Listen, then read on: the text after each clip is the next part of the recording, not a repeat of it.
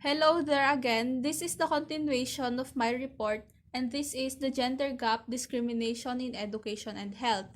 First off, ano nga ba ang gender gap? Hindi naman siguro lingid sa ating kalaman or hindi na bago sa ating pandinig ang salitang gender gap. So, tinatawag rin itong gender inequality where mas nakatataas or mas lamang ang mga men kaysa sa women in terms of political, sa social man yan, or other factors in the society and such. So, ang report ko is nakafocus lang siya sa educational gender gap at sa health.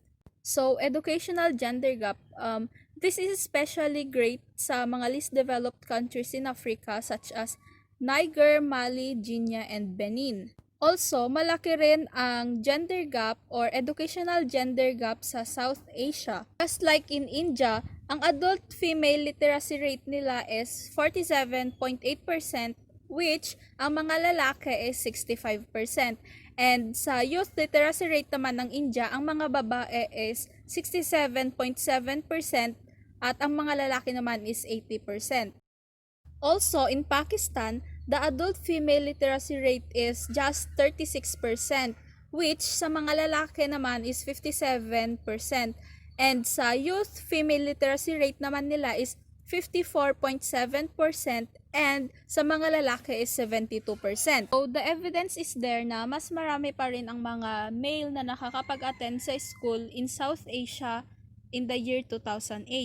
Sa graph nga, makikita natin na sa Sub-Saharan Africa and sa Middle East and North Africa rin is mas marami yung mga male na nakapag-attend ng school, and sa Latin America and Caribbean naman is mas mataas lang ng konti yung female na nakapag-aral kaysa sa male sa kanila.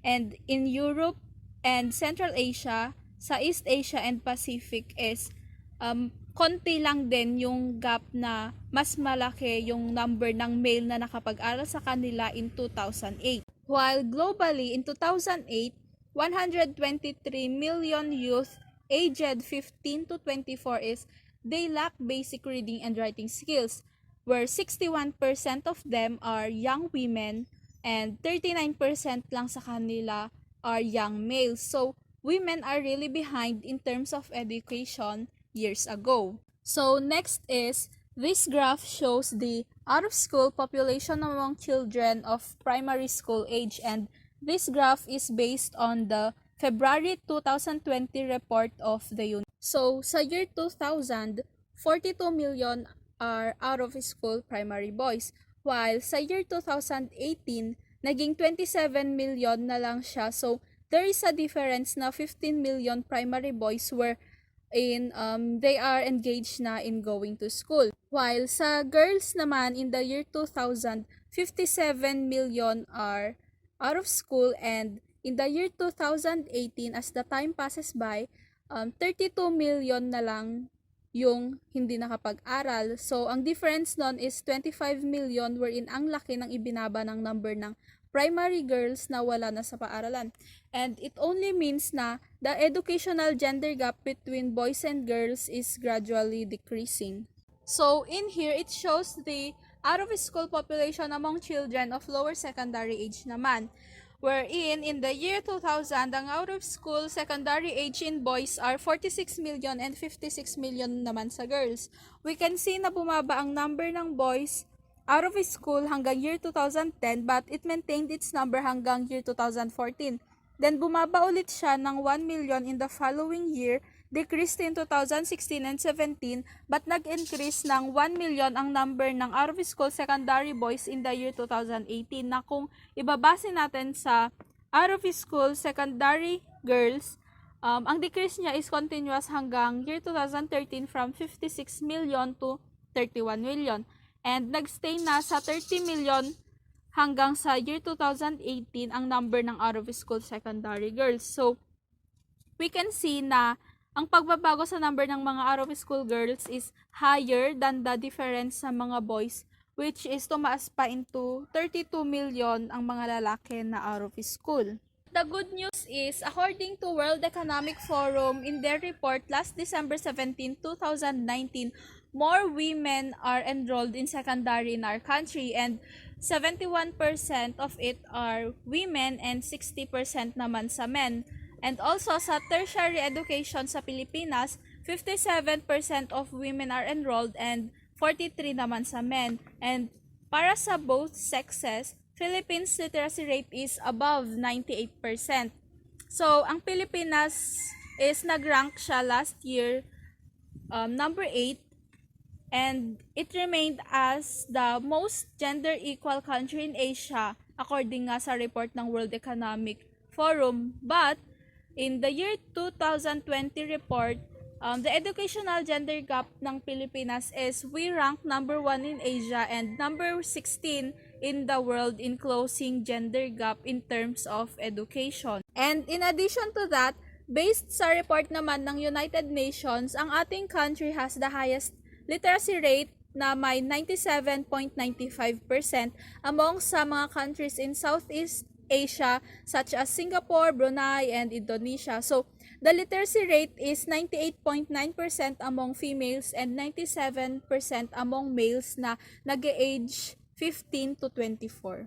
Next naman is sa health gender gap. So, girls aren't just deprived sa education way back years ago, but they are also deprived sa health cares and on their reproductive rights. And women's low roles, low status, and restricted access to birth control, yun yung mga reason of their high fertility kung kaya't the population of developing countries are increasing, and the health discrimination mostly focuses on the female genital mutilation. Also often heard na ang mga magulang is they will likely take their ill boy na anak sa healthcare rather than sa girl na anak nila, because they have this notion na ang mga anak na lalaki is more productive kaysa sa mga babae, and they rather spend sa health ng kanilang lalaki na anak kaysa sa mga babae. So sa health gender gap, it is mainly focused on the female genital mutilation, and according sa World Health Organization this is the practice that removes yung part or all of the external genitalia ng mga babae for non-medical reasons. So ang practice na ito is walang benefit sa health ng mga girls or women. And it can also cause severe bleeding and problems urinating, infections, as well as complications in childbirth and increased risk of newborn death. So, more than 200 million girls and women na buhay ngayon, they have been cut in 30 countries in Africa. So, sa Middle East and Asia where ang female genital mutilation is nakakoncentrate. So, ito nga is mostly carried out sa mga young girls between infancy and sa age 15. Internationally, ang female genital mutilation is an act of violation sa human rights ng mga kababaihan, and the practice also violates yung mga right ng mga kababaihan in terms sa health, sa security nila, and sa physical integrity. Also, yung right nila to be free from torture and cruel and inhuman treatment. And yung right nila na mabuhay if yung procedure ng female genital mutilation can result in death. So, there are 4 types ng female genital mutilation. Ang type 1 is the clitoridectomy, which involves yung cutting ng clitoris ng mga kababaihan. Type 2 is the excision, wherein ang clitoris, labia minora, or sometimes pati yung labia majora is tinatanggal. So, about 80% of all FGM victims is naka-experience ng type 2 cutting. And type 3 is the infibulation, and it is where the act na tinatanggal yung clitoris, labia minora, and majora, leaving small vaginal opening lang for urine and menstrual flow. So, about 15% ng FGM victims live with type 3, and in extremely rare cases is the clitoris is preserved below the scar ceiling. And ang type 4 naman is it depends on local customs or the habit of the performers, wherein the World Health Organization, nag-cite sila ng practices na such as burning, scratching or pricking the vagina, or the cauterization ng clitoris as ito nga type. So, foot binding, or it is also called lotus feet in China, i-add ko lang siya sa an example sa health gender gap. And this foot binding was a ritual practice sa China na naglast ng almost 1,000 years. So, itong foot binding, it symbolizes the girl's family was wealthy for not allowing yung anak nila to work, and kino-consider din nila na attractive ang quality. So, yung tightness ng bind is kinakat niya yung circulation ng blood in the feet. So, hindi na nagiging regular yung flow ng blood and yung circulation sa toes na it was almost cut off. So, may mga injuries sa toes na nangyayari and they were unlikely to heal, and gradually magwo-worsen where it will lead sa pagiging infected toes or rotting flesh. And because of this, it is thought na as many as 10% sa mga girls may have died from gangrene or other infections due to foot binding in China. So to finalize, this is my conclusion on the educational gender gap and the health gender gap.